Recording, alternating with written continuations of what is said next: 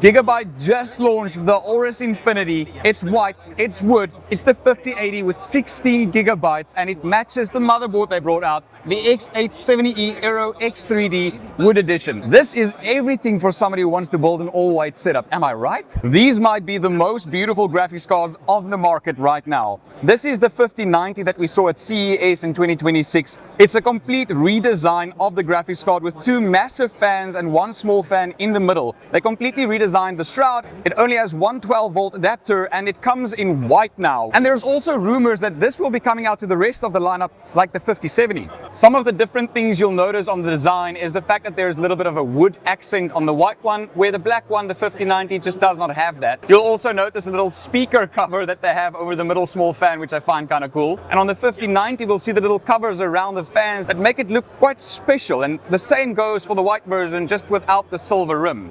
Looking at the back, this is what we have to work with. It's such an interesting change to what we know a GPU to look like. I think what Gigabyte did really well here is they made something that stands out in the market. This is not what we're used to, and I kind of like it. Can you just imagine pairing these two in an all-white build? I mean, have a little close-up look at the motherboard we have right here. The type of detail that goes into this. How nice is that? And over here as well. And as always, it's a toolless design. You just lift it up, and there you go. You have a little easy latch hidden underneath, pop it open, and voila. What makes Gigabyte's ICE motherboard so unique is that everything is white. Look at all of the connectors, even the PCB, it's all white. For those who like their coffee like they like their men, The dark wood edition. This is the dark wood edition, which is, damn, that's gorgeous. Oh, I plugged this out, hold on. All right, it's lighting up again, that looks nice. That's the dark wood edition. Little details. It's all in the little details. And again, everything is black that needs to be black. Completely blacked out. That is a good looking motherboard.